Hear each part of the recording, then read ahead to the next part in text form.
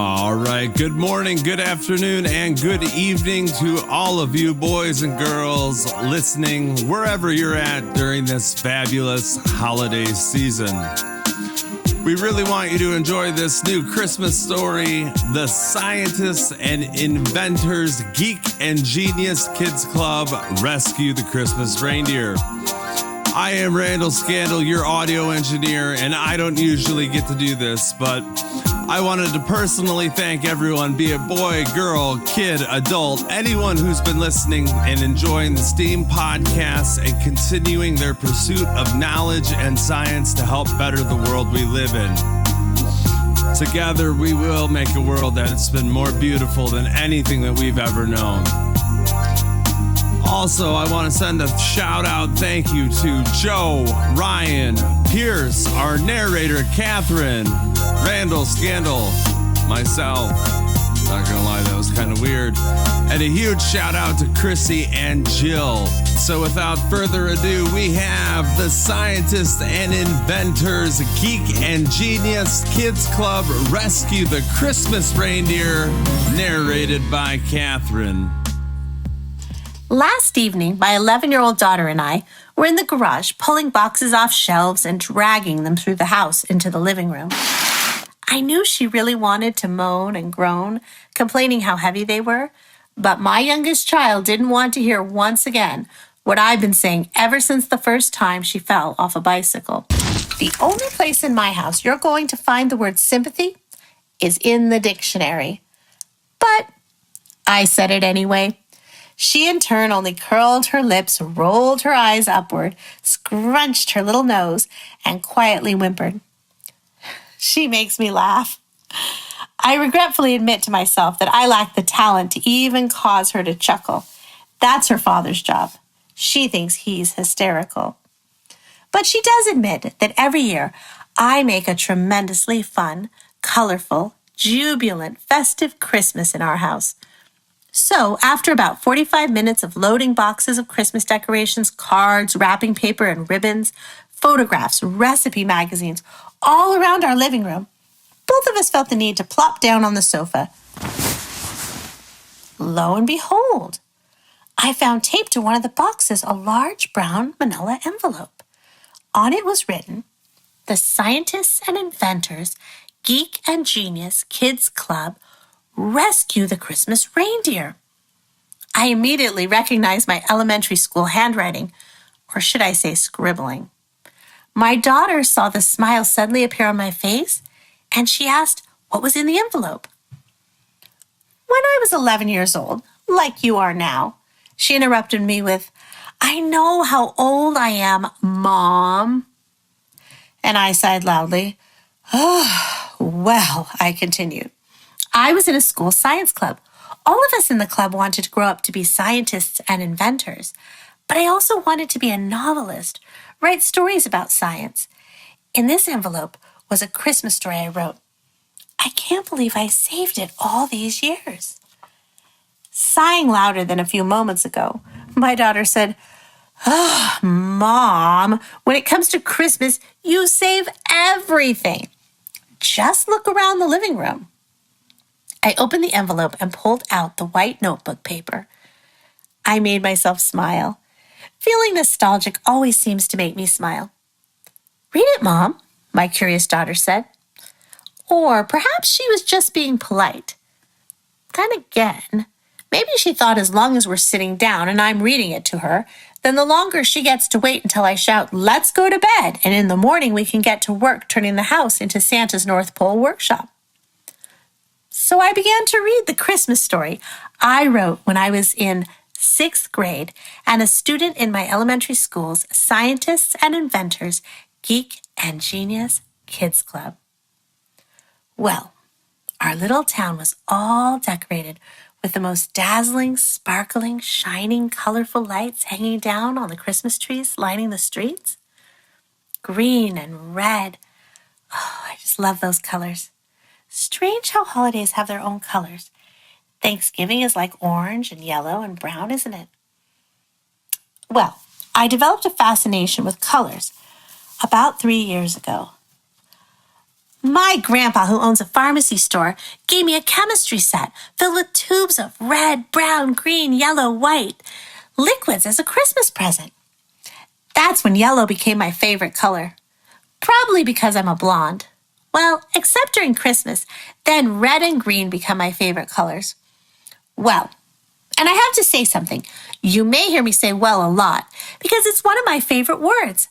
I think it's because as a baby, and then a toddler, and then an older kid, I was rather highly energetic and couldn't sit still and was always climbing on furniture and running from room to room and, well, my Grandma Betsy would get so exhausted chasing me, she would plop down on the sofa and exclaim, "Well, this child is going to wear me out." Okay, so we have a tradition in our town which has never been interrupted since anyone living here can remember. Nobody seems to know when it first began either. But it's Christmas tradition for like, I don't know, 100 years maybe? 200 years? 300 years? Who knows? Maybe 1,000 years. Well, the story I'm trying to tell you actually began 2 days before Christmas Eve. Do I need to remind you how important Christmas Eve is? Santa Claus? Reindeer? Toys? 2 days before Christmas Eve, I was walking home from school with Daryl and Jennifer. And suddenly, without warning, we were caught in the worst snowstorm ever.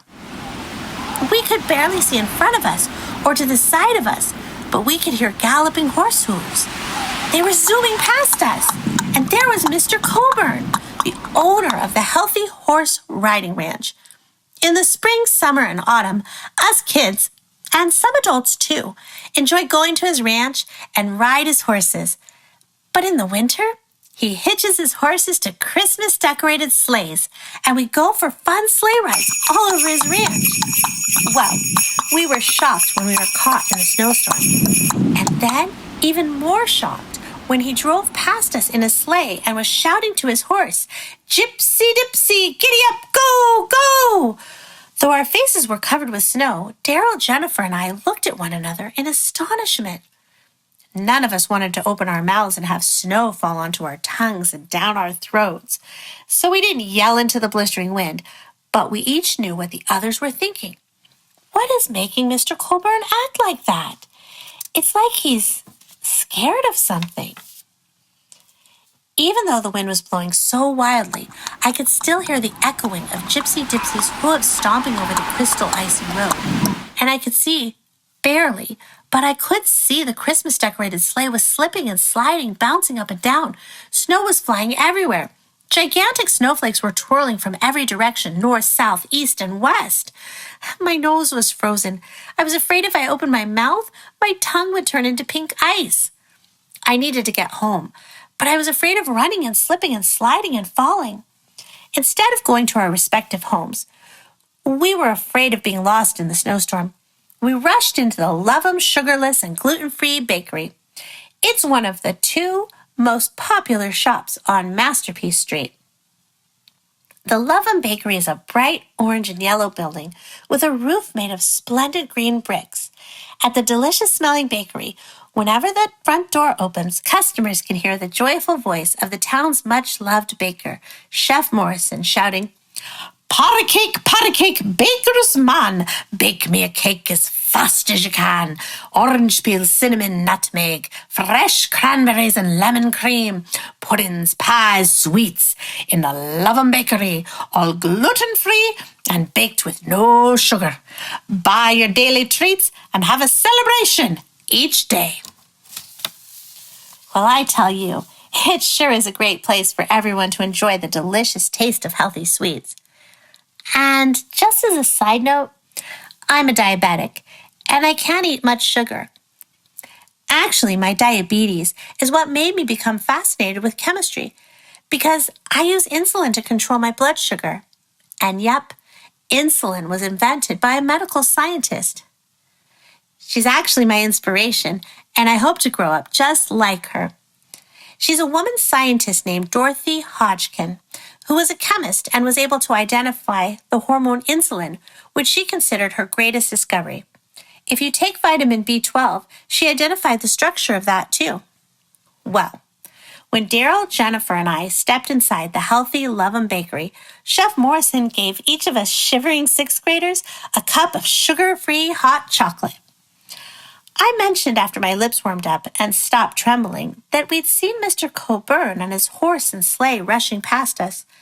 Chef Morrison looked surprised and then sad, like his facial expression changed in, like 5 seconds. He said in a low voice,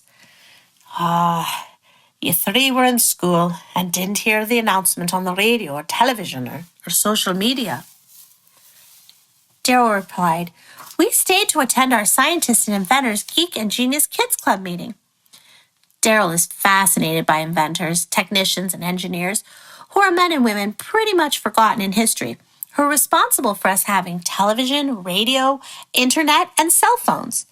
His inspiration is a man from England named Tim Berners-Lee, who invented the World Wide Web. Practically every business, organization, store, movie star, athlete, politician, writer, singer has a website. Mr. Berners-Lee was a software engineer. Well, what he told us was our third shock of the day. Bigger than the unexpected snowstorm and bigger than the racing Mr. Coburn and his galloping gypsy dipsy horse. That mean old Mr. Copperhilly and cold-hearted Miss Fishhag, with their Society of Rottenness, who are always trying to interfere with our holiday celebrations, is trying to ruin our Christmas in our town. Remember how they tried to ruin this Halloween? And all you kids with the Geek and Genius Kids Club rescued Halloween with your creative idea of STEM in the kitchen? I immediately replied, do you know over 3,000 kids downloaded our cartoon drawing booklet about scientists who invented our kitchen appliances, such as the stove, can opener, refrigerator, and blender? And then Jennifer blurted out, download it off our website, thepowerbox.org. Chef Morrison continued shocking us with the rotten news from the Society of Rottenness. Ever since anyone in this town can remember, on Christmas Eve, before all the children go to bed, everyone goes to Mr. Colburn's ranch and leave reindeer food for Santa's reindeer. But this year, it's not going to happen. I asked, why not? Jennifer and Daryl looked just as confused as me. Because, Chef Morrison said, Mr. Copperhilly and Miss Fishhag got the Society of Rottenness to force the cowardly politicians to pass the law that no reindeer, not even Donner or Blitzen or Comet or Cubit or Rudolph, are allowed to land on the ground in our town. They can fly through the air, but they can't land. I don't know whose mouth opened first or largest in shock, but this news was so astounding to us kids. And Jennifer asked, does this mean that Santa won't be able to bring us any toys from the North Pole elves? I've been hoping for a new book on the most famous woman scientist of all time, Madame Marie Curie, who discovered radioactive elements that laid the groundwork for the use of radiotherapy in hospitals, that treated my grandfather when he had that horrible disease. Daryl was so stunned that all he could say over and over again was, poor Rudolph. No, Rudolph. Poor Rudolph. No, Rudolph. I wanted to make sure that I understood correctly. Well, so let's get this straight. Santa can fly his sled through the air, led by the North Pole reindeer.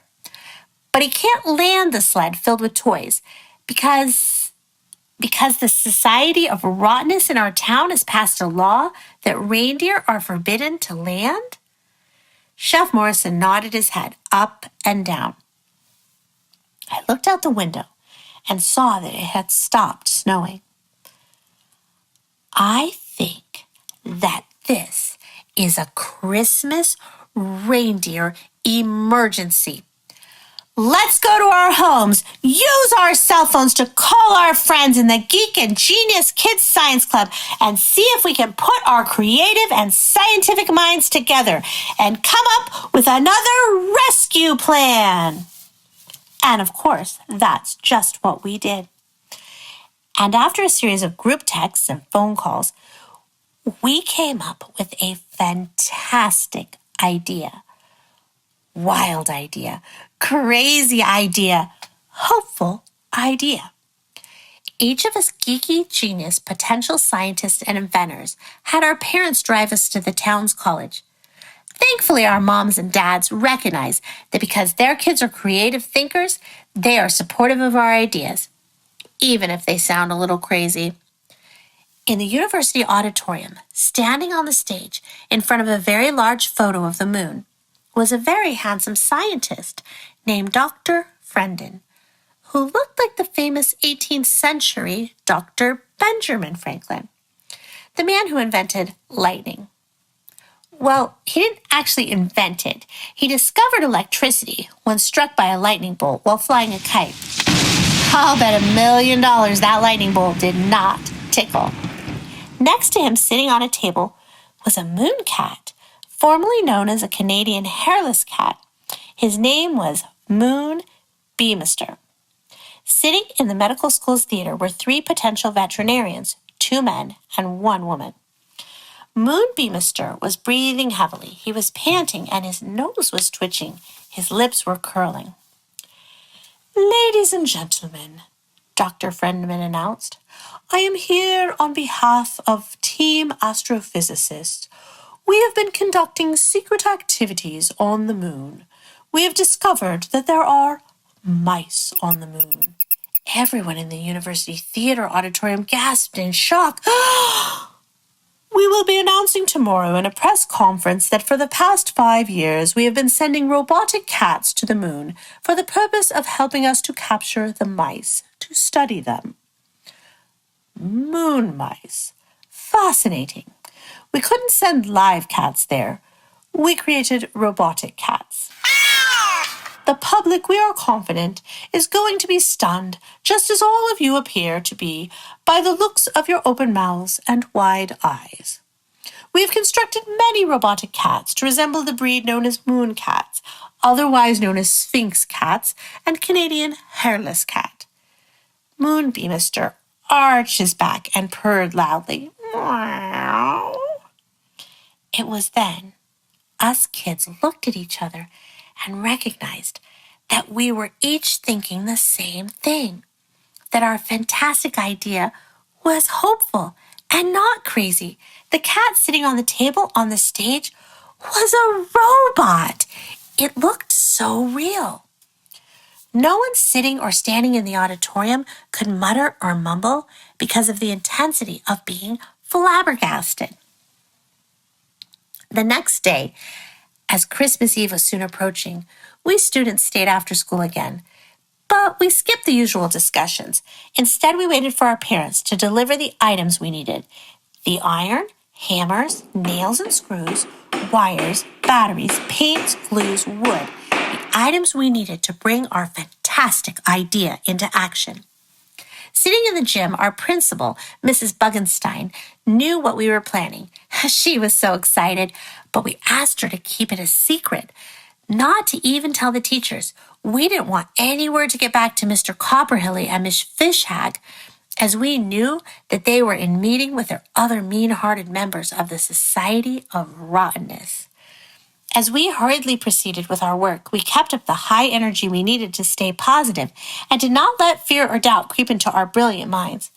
Darryl talked about one of his favorite scientists, physicist and chemist Michael Faraday, who made major contributions to the field of electricity and electromagnetism. Then Jennifer gave us a lecture about a woman in the 1800s who at the age of 12 decided she wanted to fly and invented a flying machine. Her name is Ada Lovelace, and she is regarded as the first ever designer of the computer code. A few of the other students talked about Mr. James Prescott, who was famous for experiments about energy. German physicist Henri Hertz, who discovered radio waves and proved that electromagnetic waves were real. And of course, maybe the greatest scientist of all, Dr. Albert Einstein, who transformed our once-upon-a-time theories on space, time, and gravity. Hearing about all these brilliant geniuses inspired us to work hard to finish our project that we believed would allow reindeer to land in our town on Christmas Eve. We worked until late into the night. Our principal stayed in her office, occasionally checking up on us. Our parents brought us dinner and snacks. The school custodian helped us clean up, and we really needed their help because we made a gigantic mess. It was our fellow student, Matilda, who was able to set the next stage of our operation into action. You see, 9-year-old Matilda doesn't celebrate Christmas. She's Jewish. She celebrates Hanukkah. Though that holiday is not what some people think. It's not the Jewish Christmas. Because Matilda doesn't receive toys from Santa Claus, she took charge of sending a special solar-powered social media email to the North Pole. In her electromagnetic message, she explained to the elves what was happening in our town. In turn, she asked the elves in the North Pole to tell Santa. She received a reply from an elf who said her name was Dinkalo Mamontis Inastada Dalla Oli. The elf's name was longer than the message that simply said, under control. Then the hours came before the sun set and the moon rose, and it was Christmas Eve. As I wrote earlier, since anyone can remember, everyone in the town could come to Mr. Colburn's horse ranch and leave food for Comet, Cupid, Donner, Blitzen, Rudolph, and the other 3 reindeer pulling Santa's sleigh filled with toys. But this year, nobody came, except Mr. Copperhilly and Miss Fishhag, who stood there with their mean, old, ugly, snarling faces and beady eyes, hoping to laugh at anyone who dared show up with carrots for the reindeer. But they weren't laughing when, flying through the sky, Santa and his sleigh being pulled by reindeer, the visitors from the North Pole landed right on the field. "What are you doing here?" Mr. Copperhilly shouted at the top of his lungs. Miss Fishhag, in her irritating voice, yelled, "No reindeer are allowed to land!" The very upset man and woman didn't know that Jennifer, Daryl, myself, and the other kids from the Scientists and Inventors Geek and Genius Kids Club were hiding behind all of Mr. Coburn's horses. We had our gloved hands covering our mouths to keep from laughing. It was sort of hard to stay silent when the horses' tails would swish and hit our freezing ears and cheeks. Ouch! Santa explained, "My reindeer are taking a little rest in the town about 20 miles from here. The reindeer you see here on the ground, well, they're robotic reindeer." The confused and outraged Mr. Copperhilly and Miss Fishhag shouted at the same time, "Robotic reindeer!" Us kids hiding behind the horses couldn't hold back from laughing loudly. Santa continued his explanation. "There are 2 forces in this universe, strong and weak forces. The joyful colors of Christmas are stronger than the weak forces of the Society of Rottenness's misery. You see, the kids..." Santa stopped in mid-sentence, looking at us and smiling before he continued. "The kids designed 8 robotic reindeer to look and move exactly like my real North Pole reindeer. Then they had their parents deliver them to the town 20 miles away. When I stopped there to deliver toys, I unhitched my real reindeer from my sleigh and hitched the robotic reindeer to my sleigh, then flew here. The Society of Rottenness announced reindeer were prohibited from landing in your town. But no one said that robotic reindeer were prohibited." We no longer stayed in hiding. We were jumping up and down in total joy. And Santa said, "Okay, kids, time to go home. Go to sleep. Me and the robotic reindeer you kids designed must deliver your toys under your Christmas trees." With that command, we ran to our parents' cars, and we all slept so peacefully. The next morning, everyone in our town performed another annual Christmas tradition. After opening our presents, we gathered at Mr. Coburn's horse ranch. We took turns riding in his horse-drawn sleighs. Everyone ate delicious sugar-free and gluten-free pumpkin and apple Christmas cookies while drinking healthy hot chocolate that Chef Morrison had stayed up all night preparing. And that afternoon, we, the kids in the Scientists and Inventors Geek and Genius Kids Club, went to Natalie's house and thanked her for helping us to have a Merry Christmas, and we wished her a Happy Hanukkah. Yep, friendships, happiness, celebrations, and creative minds are the best gifts life has to offer all year round, but especially for us kids at Christmas. When I finished reading my story, I was holding back my tears. Oh, not sad tears, but nostalgic tears. Tears that made me remember something really special that I really never want to forget. I looked over at my daughter. She was sound asleep. Or, well, I had a funny feeling she might only be pretending. And I was right. Because after I went to bed, thinking I would start to decorate the house in the morning, I woke up to a wonderful surprise. My little creative 11-year-old genius had started changing our living room into a replica of the North Pole. I just love Christmas. Really, really, really love Christmas. And maybe it was that Christmas story I wrote about when I was 11 years old that actually inspired me to grow up to be both a mom and a robotic scientist. On behalf of the STEAM crew, we would like to wish each and every one of you a Merry Christmas. To enjoy more of the Scientists and Inventors Geek and Genius Kids Club podcasts and to see the animated video Label Me Positive, as well as download the colorful booklets, go to geekandgeniuskidsclub.org. And if you really liked it, please be sure to share it with your friends and your family, either in person or on social media. We appreciate your support and never stop learning, because you can learn something new every day and help better this world. Thank you guys so much.